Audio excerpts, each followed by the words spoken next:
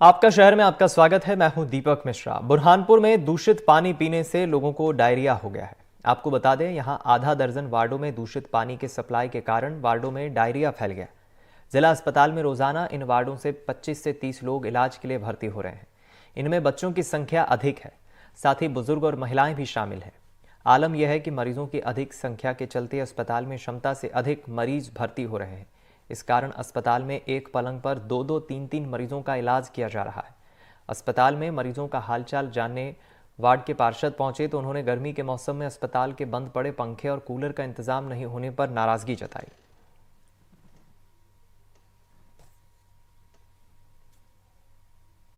Diarrhoea जो बीमारी है उसमें बच्चों की संख्या बढ़ रही है ना। अभी पिछले 3-4 दिन में कम से कम 150 से 200 मरीज भर्ती हुए हैं, जिसमें अडल्ट भी हैं और पीडियाट्रिक्स बड़े बच्चे ज़्यादा हैं।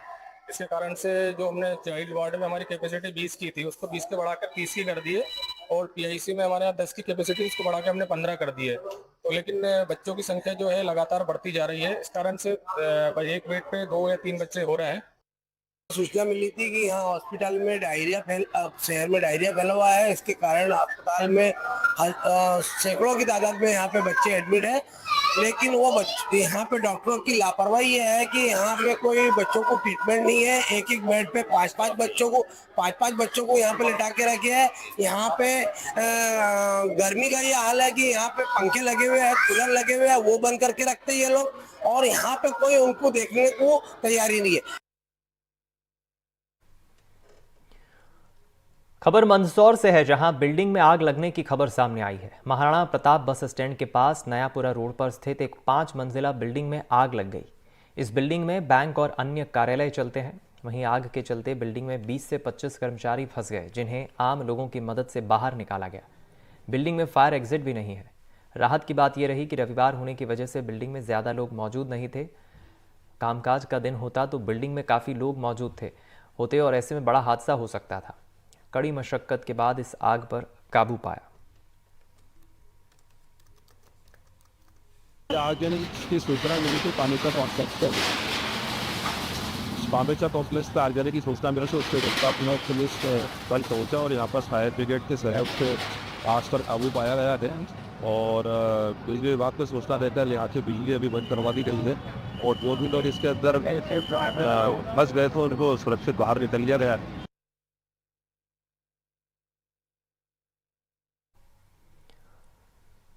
मऊगंज में आग लगने की खबर सामने आई, जहां आग लगने से गेहूं की फसल और ट्रैक्टर जलकर राख हो गया। आपको बता दें, पूरा मामला मऊगंज जिले के ग्राम जिलाहड़ी का है। आग की सूचना तुरंत दमकल कर्मियों को दी गई। दमकल ने मौके पर पहुंचकर आग पर काबू पाया। वहीं आग लगने के कारणों का पता नहीं चल पाया है।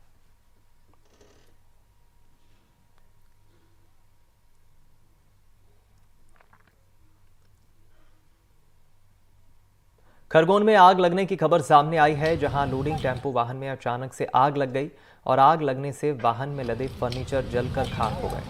मौके पर वाहन चालक और एक शख्स ने वाहन से कूदकर अपनी जान बचाई। आपको बता दें, इंदौर से खंडवा जा रहा था टेम्पो। इसी दौरान इसमें आग लग गई।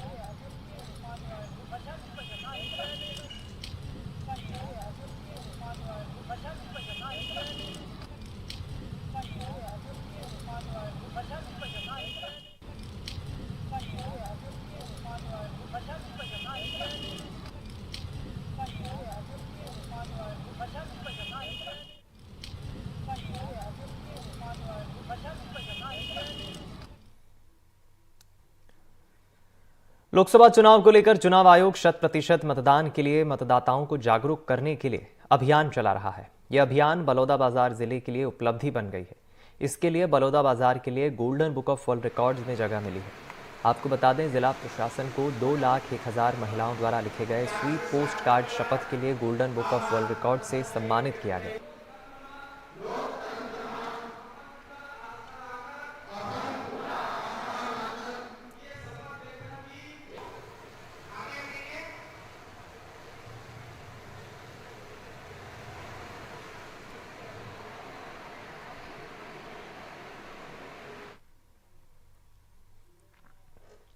कटनी में जिला प्रशासन के बोरवेल खनन पर प्रतिबंध लगने के फैसले का विरोध जताते हुए बोरवेल एसोसिएशन के लोगों ने झिंझरी ग्राउंड में बोरिंग मशीनें खड़ी कर विरोध प्रदर्शन किया। एसोसिएशन के लोगों ने बोरिंग मशीन खड़ी कर प्रतिबंध का विरोध जताया। वहीं प्रशासन का कहना है कि गर्मी के मौसम में भू जल स्तर को देखते हुए ये प्रतिबंध लगाया गया है। वहीं एसोसिएशन ने प्रशासन से प्रतिबंध वापस लेने की मांग की है। उनका कहना है कि बोरवेल खनन पर प्रतिबंध से उनके सामने आर्थिक संकट खड़ा हो गया है।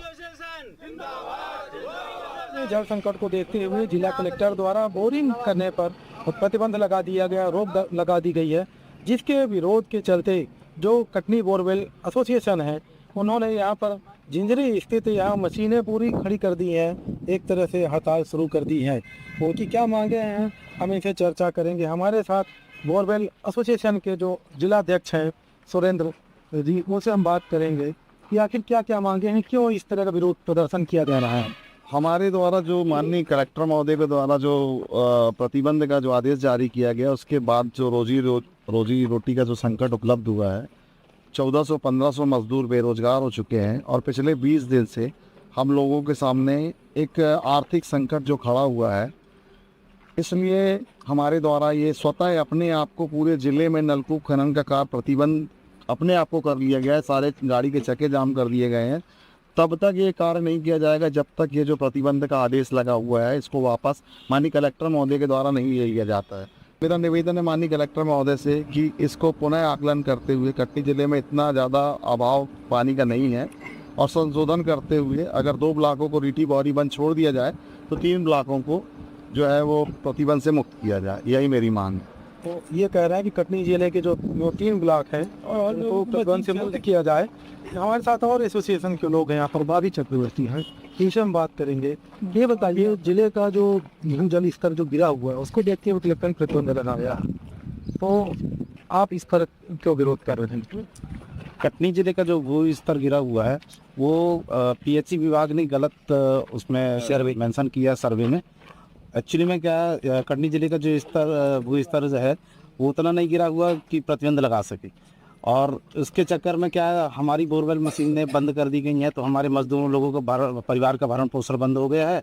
एसोसिएशन के एक और हैं, हम ऐसे बात करेंगे कि भूजल स्तर जो उपाध्यक्ष हैं आप, भूजल स्तर जो गिरा हुआ है जिसका हवाला दिया जा रहा है, कटनी आसपास के एरिया में भूजल उतना नहीं गिरा है। मानते हैं भूजल गिरा हुआ है, लेकिन बौरीवान और रीठी क्षेत्र में गिरा हुआ है जहाँ रेगुलर गाड़ियाँ चल रही हैं। ग्रीष्मकालीन में गिरता है, ग्रीष्मकालीन में लगभग 10-20 फीट वाटर लेवल तो गिर ही जाता है। जून जुलाई में अपने आप, और जून जुलाई में बारिश के टाइम वो ऑटोमेटिक यथावत हो जाता है। बाढ़ भी आती है। तो माननीय कलेक्टर महोदय से हमारा निवेदन है, अभी पानी के लिए इतना वो कर रहे हैं, फिर बाढ़ से भी के लिए भी नेचुरल प्रक्रिया के हिसाब से देखें। क्या दिक्कत हो रही है? दिक्कत ये हो रही, चलने नहीं दे रहे हैं और आदेश ये पकड़ रही है, ये है वो है सब, तो इसीलिए बंद हो गए। तो इसीलिए हम चाह रहे हैं कि ये आदेश आपका वापस लीजिए ताकि आपका रोजगार चालू।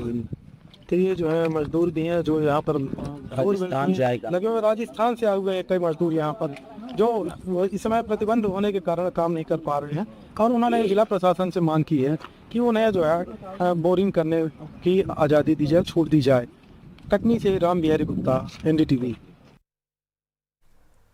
खबर उज्जैन से है, जहां यूडीए के मकान की हेराफेरी करने के आरोप में बाबू और एक शख्स की गिरफ्तारी हुई। आपको बता दें, करीब 12 साल पहले उज्जैन विकास प्राधिकरण में दिवंगत स्वतंत्रता संग्राम सेनानी के नाम पर मकान अलॉट कर फर्जीवाड़ा करने के मामले में रविवार को पुलिस ने कार्रवाई की है। प्रकरण में माधवनगर पुलिस ने यूडीए के बाबू और स्वतंत्रता संग्राम सेनानी के पोते को गिरफ्तार किया है। स्वतंत्रता संग्राम सेनानी जी के नाम से उनकी मृत्यु के करीब 25 साल बाद एक प्लॉट का आवंटन हुआ था। इसमें यूडीए से कुछ दस्तावेज प्राप्त किए गए थे और पूरे मामले की जांच की गई। इसमें 2 लोगों को भी गिरफ्तार किया गया। एक जो जिनके नाम से प्लॉट आवंटित हुआ था उनके ग्रैंडसन है और दस्तावेज लेकर दिए। दूसरा प्रवीण गहलोत है जो यूडीए के कर्मचारी है, इनकी मिलीभगत से ही ये पूरा जो कार्रवाई है वो हुई थी। इसमें अभी एक प्लॉट के बारे में हम लोगों को और जानकारी लगी है, जब हमने आशीष अग्रवाल से पूछताछ की। अभी उसके डॉक्यूमेंट्स भी हम लोग यूडीए से प्राप्त कर रहे हैं, अगर वो भी पाया जाता है तो उसको भी गिरफ्तारी की जाएगी। खबर राजनांदगांव से, जहां डोंगर गांव के फार्म हाउस में हुई ब्लास्टिंग के चलते युवक की मौत हो गई। आपको बता दें, पूर्व जिला पंचायत सभापति संतोष वैष्णव के फार्म हाउस पर यह घटना हुई। यहां बोर मशीन में ब्लास्ट हुआ जिसमें नरेश कुमार की मौत हो गई। वहीं मौत के मामले की पुलिस जांच कर रही है।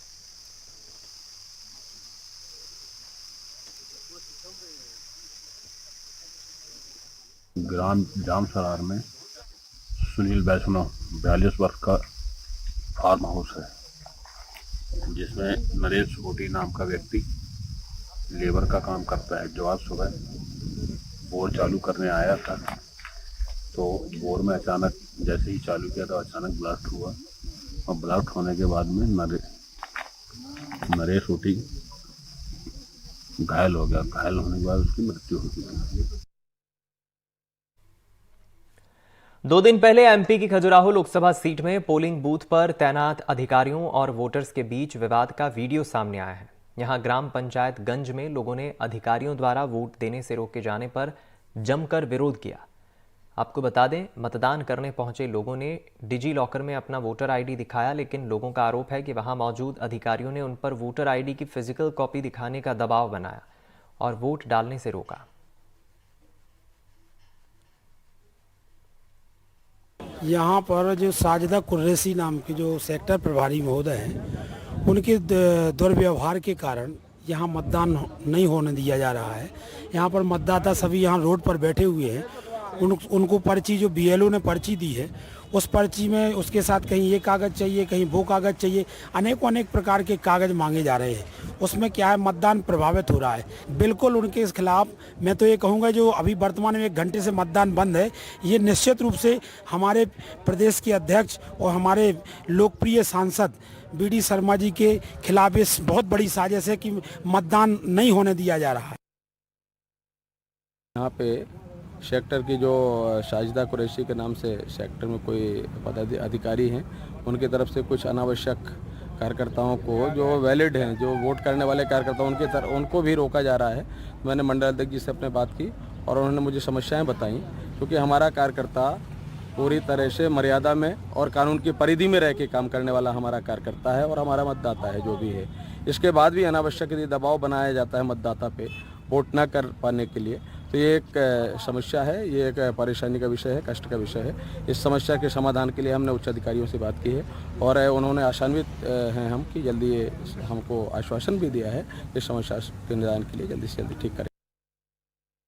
इनसे जुड़ा ऐसा हो गया कि हम जा रहे थे मछरियाई, तो हमने देखा कि एक छोटा सा पिल्ला हमारे गाड़ी के गाड़ी के नीचे आ गया। तो हमने देखा तो वो पिल्ला जिंदा था, कुछ नहीं हुआ था।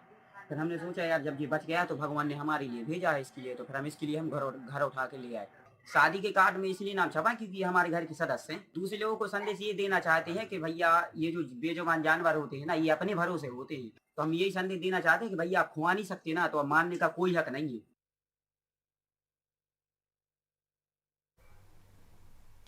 बेमेतरा जिले में सार्वजनिक मद के नाम से सार्वजनिक शौचालय बनाए तो गए, लेकिन अब इन शौचालयों में ताला पड़ा है, क्योंकि भ्रष्टाचार की होड़ में अधिकारियों ने शौचालय भवन तो बना दिए, लेकिन शौचालय में सेप्टिक टैंक लगाना भूल गए। जिला पंचायत के सीईओ से जब सवाल पूछा गया तो वो मामले से पलड़ा झाड़ते नजर आए। सार्वजनिक शौचालय के नाम से बेमेतरा जिला में ग्राम पंचायतों को 4,40,000 रुपया 3 अलग अलग मदों से आवंटित किया गया है। इसमें नवागढ़ ब्लॉक में लगभग 40 ग्राम पंचायतों को सामने दुकान और पीछे प्रसाधन के नाम की जो राशि आवंटित की गई है, इसमें कई ग्राम पंचायतों ने नीचे सेप्टिक टैंक का निर्माण ही नहीं कराया है और राशि का आहरण कर लिया है। अभी तक जो कॉम्प्लेक्स बने हैं उसमें एक भी कॉम्प्लेक्स को किसी को आवंटित नहीं किया गया है। सार्वजनिक शौचालय, सामुदायिक शौचालय के नाम से जो सभी ग्रामीण क्षेत्रों में ग्राम पंचायतों में आम जन के उपयोग के लिए जो बना हुआ है, बनने के बाद कई जगह अधूरे पड़े हुए हैं, कहीं पे टंकी नहीं बना हुआ है, कहीं पे पानी का सप्लाई नहीं आया है। उस चक्कर में ग्रामीण जन उसको उपयोग नहीं कर पा रहे हैं।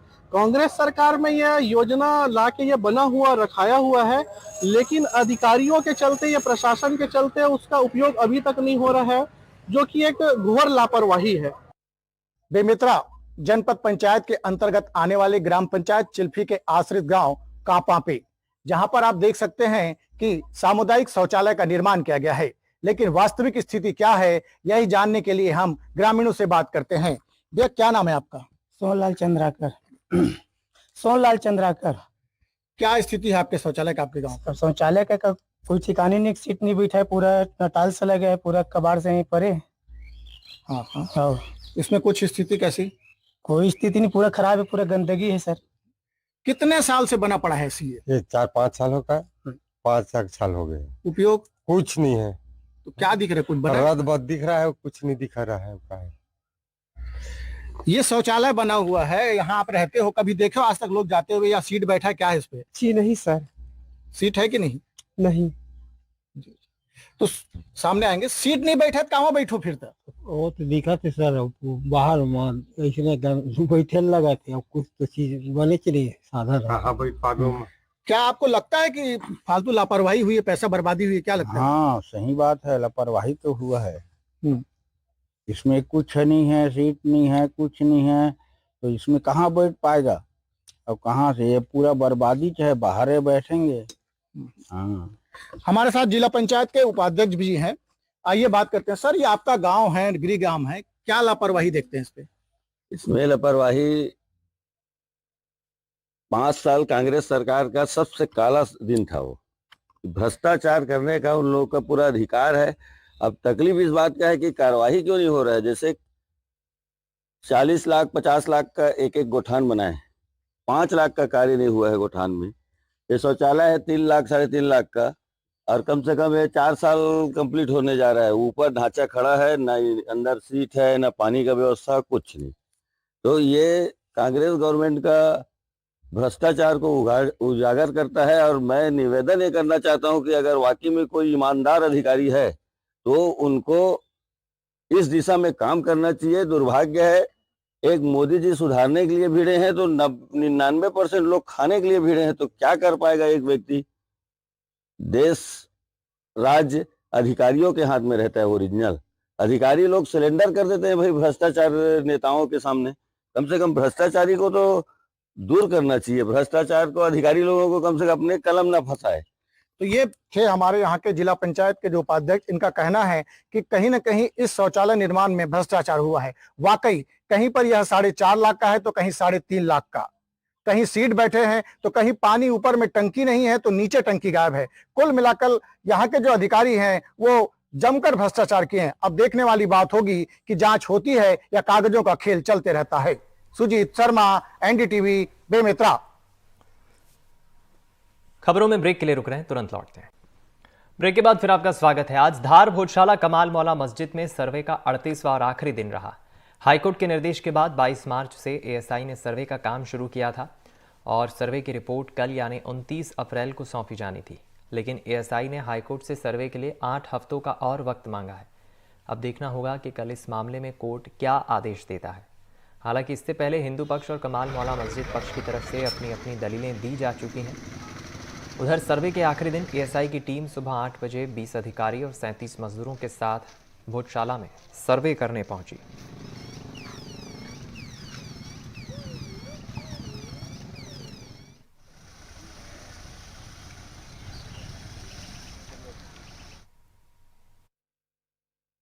आज सर्वे का 38वां दिन है और कल दिन भर जो कार्य चला है वो गर्भगृह में चला है। बिल्डिंग के उत्तर दिशा में, दक्षिण दीवार की बाहर की ओर मिट्टी हटाने का काम तेजी से चला है। साथ ही 50 मीटर के एरिया में जो अवशेष बिखरे पड़े हैं, जो साक्ष्य है कहीं न कहीं भोजशाला के गौरव की गाथा का, उनकी भी केमिकल टेस्ट हुई है। साथ ही 2 दिनों से एक टीम हैदराबाद से आई हुई थी, जो जीपीआर मशीन की हम बात कर रहे थे कि आने वाली है, उसकी पूर्व टीम जो यहाँ पर सर्वे करके गई है कि मशीन की आवश्यकता कहाँ पर है। पुरातत्व विभाग में 8 सप्ताह का समय मांगा है। कल वो डिसीजन भी हो जाएगा और आने वाले अगले सप्ताह में ये मशीनें आकर के कार्य को गति देगी। जो चीज़ें हुई है सर्वे के नाम पर, उसमें तो हमारा सहयोग रहा, लेकिन जो सर्वे के अगेंस्ट चीज़ें गई है, जो माननीय उच्चतम न्यायालय ने आदेश दिया है 1 अप्रैल को, उसके बाद से जो चीज़ें की गई है तो उसमें हमारी आपत्तियां थी और आपत्तियां हमने दर्ज कराई है। एसआई के उच्च अधिकारियों को भी दर्ज कराई है, माननीय डीएम साहब को भी दर्ज कराई है, और जो जहाँ जहाँ भेजना थी वहाँ भी दर्ज कराई है। तो उन सबको लेकर हम कोर्ट में इनको कल, जो अगर तारीख है तो हमारे वकील साहब उसमें तर्क देंगे, और इनकी तरफ से, एसआई की तरफ से एक एप्लीकेशन दायर की गई है कि टाइम पीरियड बढ़ाया जाए। तो हमारी उसमें भी आपत्ति रहेगी कि चूंकि बारिश का मौसम है आने वाले दिनों में, और जितने भी गड्ढे हैं वो खुले रूप से पड़े हैं, अभी तक उनको भराव करके वापस नहीं ढके गए, ना ही उनकी कोई इंतजाम किया गया ऐसा कि जिससे बारिश का पानी मॉन्यूमेंट की दीवारों में ना जाए। तो वो खतरा बना हुआ है, उस खतरे के अगेंस्ट ही हम कोर्ट में इनको चुनौती देंगे। मैयर जिले में दरोगा जी का एक वीडियो वायरल हो रहा है। वीडियो में एक महिला डांसर के साथ स्टेज पर ठुमका लगाते नजर आ रही है। बता दें आपको, जिले के रामनगर थाने में एएसआई के पद पर पदस्थ हैं सुशील अहिरवार। मामला सामने आने के बाद मैयर एसपी सुधीर अग्रवाल ने दरोगा को निलंबित कर विभागीय जांच शुरू कर दी है।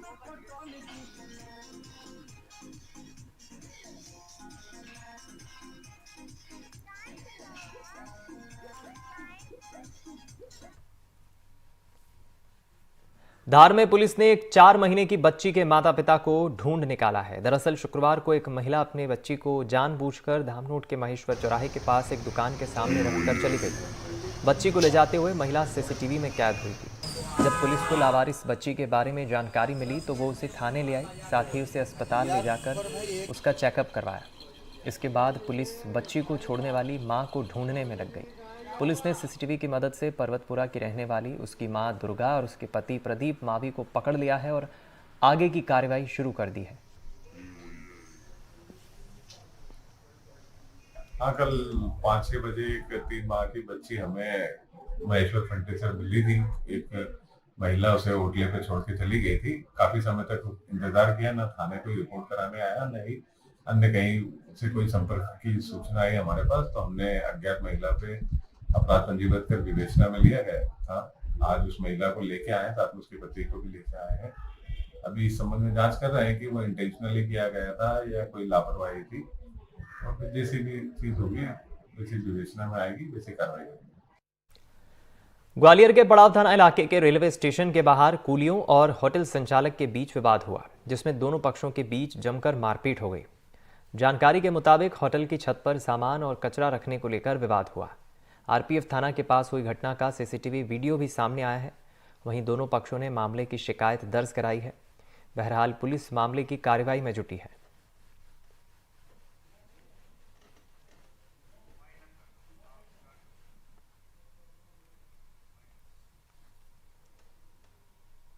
इस बुलेटिन में इतना ही। खबरों का सिलसिला जारी है। नमस्कार।